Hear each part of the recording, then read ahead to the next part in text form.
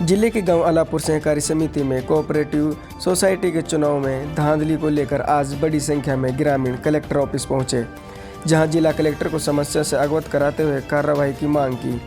ग्रामीणों का कहना है कि अलापुर सावड़ी में सेंट्रल कोऑपरेटिव बैंक सोसाइटी की शाखा में गांव के ही कुछ लोग द्वारा नई मतदाता सूची में पुराने सदस्यों को हटाकर नई मतदाता सूची में अपने परिवार के लोग, जिनमें बच्चे सहित मिलने वाले सदस्यों के नाम भी दर्ज कराए गए हैं, जिसमें कोऑपरेटिव सोसाइटी सचिव याकूब और उसका भाई फैजुद्दीन को पूर्व अध्यक्ष था। उन्हें अपने पद का दुरुपयोग करके कोऑपरेटिव सोसाइटी में मोटा गबन किया है। कोई याकूब हैं जो वहाँ सेक्रेटरी हैं उसमें, और उनके जो अध्यक्ष रहे हैं उनके कोऑपरेटिव सोसाइटी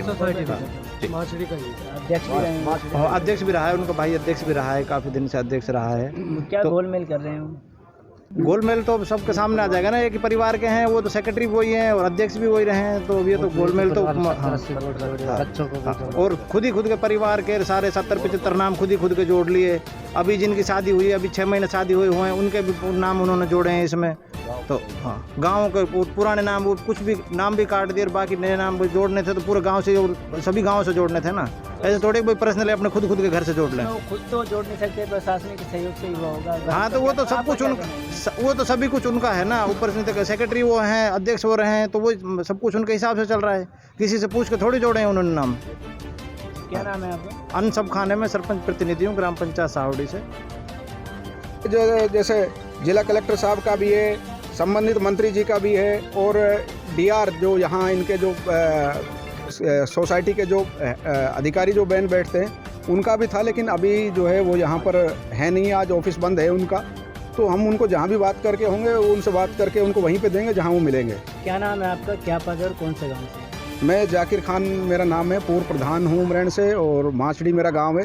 मैं उसमें मेंबर हूँ समिति में काफ़ी दिनों से। मेरे परिवार के, हम तो पिताजी दादाजी के टाइम से जो है उसमें मेंबर चले आ रहे हैं, लेकिन इन्होंने जो है पूरे का पूरा, अब इसमें मैं अकेला नहीं, पूरे कई गाँव, सभी गाँवों के लोग हैं, और सबको जो है उन्होंने एक षड्यंत्र पूर्वक जो है इस सब चुनाव को, लिस्ट को, सोसाइटी को, सबको बड़ा गबन किया है। इसलिए मेरा जो ये आपके माध्यम से ये है, प्रशासन से भी, संबंधित विभाग से भी, और हम इसकी एसीबी से भी जांच कराएंगे। हम इसकी एसीबी में भी लिख के देंगे कि इन्होंने जो भ्रष्टाचार किया हुआ है पिछले टाइम का, उसकी भ्रष्टाचार में भी हम जांच कराएंगे कि समिति का, आम जन का पैसा है, हम सब का पैसा है, और ये मिलकर के जो सेक्रेटरी है इस पैसे को जो है हुर्द-बुर्द कर रहा है, खाया है। हम सब इसकी जांच चाहते हैं। और क्या इसमें कानूनी प्रबंध? जी, मैं आप लोगों को बता दूं कि जो आज ये मेरे पास में तमाम 2 पंचायतों के लोग और करीब 4-5 गांव के लोग पीड़ित होकर जी आए हैं, क्योंकि जैसा इन्होंने बताया कि साहब वो नाम भी नई लिस्ट में जोड़े हैं कि जो मर चुके हैं। पहली बात तो ये। दूसरी चीज़ ये है मेरे साथ, इन्होंने बताया कि सिर्फ और सिर्फ अपने ही खानदान और वंश से वो, क्योंकि वो विरासतवाद को पनपा सके, और गांव के लोगों में जो टैलेंट है वो भी तो सदस्य हो सकते हैं, उनको भी तो बनाया जा सकता है। 100 आदमी अपने उससे खानदान से और 34 आदमी तमाम उन 2 ग्राम पंचायतों से। जी, ये मैं आपको बता दूं कि ये एक तरह का पद का दुरुपयोग किया गया कानूनी हिसाब से। अगर देखा जाए, जो सेक्रेटरी, जो अध्यक्ष जो नॉमिनेट किए जाते हैं, इसका मतलब ये नहीं है कि आप उन गांव के तमाम लोगों के हकों को खा जाएं और उसमें गबन करें और अपने ही सदस्य रखें कि कोई उंगली आपके ऊपर नहीं उठा सके।